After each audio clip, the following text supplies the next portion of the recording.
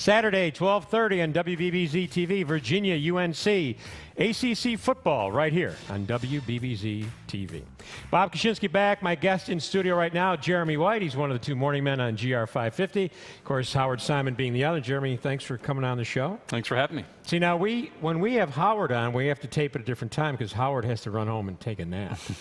But you're much younger, so. Well, I'm getting there.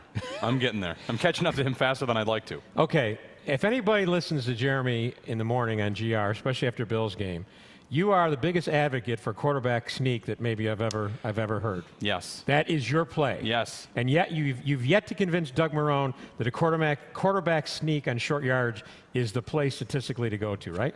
Well, they've hired a director of analytics, and there are studies out there to suggest that it might be the most effective play on a 3rd and short, 3rd and 1 or 4th and 1. But unfortunately, I have not convinced him yet. But the good news is, Wednesdays we talk to Russ Brandon, and Fridays we talk to Doug Marrone, and both have brought it up on their own. So they know about it. We're just waiting. And they're going to get it. One of these weeks, we're going to get it, and I get to thank them. It'll be like a tribute play. Well, I almost, I'm sure they're not avoiding it because they're afraid to admit that maybe the talk show host, or, I mean, it's not even my idea. There are, like I said, internet studies about the effectiveness of this type of play.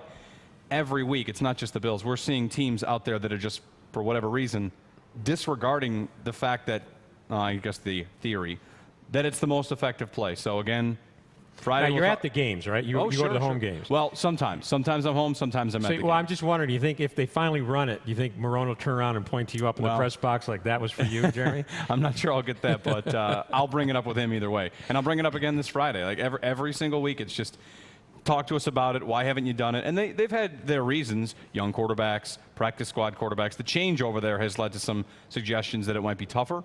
But Fred Jackson told us that it's in the playbook. It's there. They just haven't run it. Well, we did the show with Fred last night, and again, Fred got stuffed down at the goal line. They've had problems.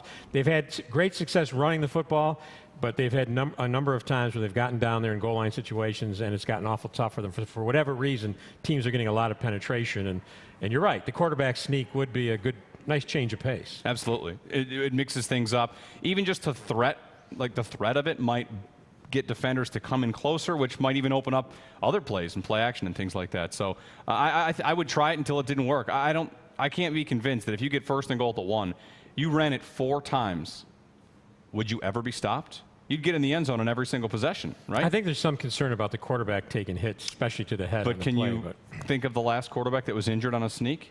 No. And this is a team that runs the read option. They'll have guys out running in space. Well, that's another thing. I don't know how much more they're going to be running the read option, even if Manuel comes back. They have not had a good track record with quarterbacks this year. Not so much. Running the football. The Buffalo Bills are 3-6, and I think, and I've listened to you guys in the morning, and I think the general consensus in the community is this is a much better 3-6 football team than they were last year. Yeah, I would agree with that. That they're a better team. The defense is really the thing that's come along the most. Offensively, they were pretty explosive last year at times. C.J. Spiller was obviously a big-time weapon. Fred Jackson, we know about him. Defensively, they're much better. That's where the big difference is. And just watching the All-22 and breaking it down, there's the game, then there's the next game. I like to watch the game again on Monday and then again on Tuesday. And Tuesday's when All-22 comes out. Kiko Alonso is a revelation to this defense. The way that First of all, explain what All-22 is. All-22 is the coach's film that coaches have been watching forever, and just in the last 2 years has been made available to fans. You order it through NFL.com. I pay for it. You have to pay for it. It is worth it. It's one of the most fun things you can really involve yourself in as a football fan. You can watch every single player individually. Well, every single player, because you see the entire field, and you get the sideline angle and then again the end zone angle. And the best thing to watch for any Bills fan, the Bills should package this and sell this.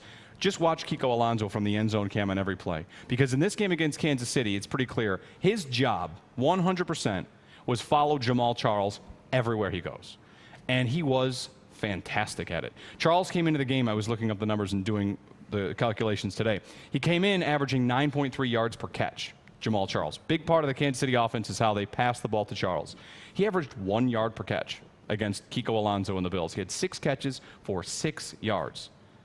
Shut down in the passing game because everywhere that Jamal Charles went, Kiko Alonso was right with him. On wheel routes up the sideline, on screen passes, he was active and chasing down Jamal Charles all day. And it's fun to watch that. It might not be where the ball goes, But just to see that this Bills rookie is making such an impact on game plans, it's really, really a good sign for the future. And by all reports, Kiko's a reluctant star. He doesn't look for the limelight. No, it doesn't seem so. You know, people will hear him in interviews and think, well, he doesn't talk that much, doesn't say that much, and just might not be that kind of guy. But he's on the football field, great instincts. The other thing you can see him doing, not in the passing game, but this is in the run game, run defense, he plays linebacker like a running back would. And when I say that, I mean he squats down and watches the running back and tracks them side to side, and then when there's a hole, the same time that the running back hits that hole, he's frequently hitting it at the same time. So he's very good in run support, and in pass coverage, I think he's underrated. He's not your traditional middle linebacker. He looks more like a strong safety to me physically, but he's quite an athlete. Absolutely. You see, well, early in the season, it was about interceptions. He was finding a way to, get his hands on passes. I think maybe that number's dropped off a bit because teams are having to keep an eye on where he is. There are a couple plays where the Chiefs looked to Fasano and Alonso would flash in front so the throw doesn't go there. They'd try to get it out to Charles a number of times, and he'd be there.